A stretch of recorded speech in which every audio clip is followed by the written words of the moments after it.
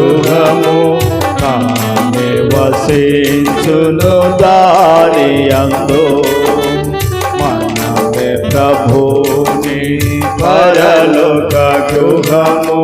తానే వసించును దాని యందు ఎంత సుందరమో ప్రభుని గృహము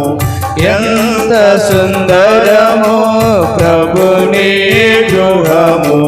తానే వసించును దాని యందు తానే వసించును దాని యందు ఏక శరీరము రక్త బంధముచే ఏక శరీరము రక్త బంధముచే వేలాది భాషలను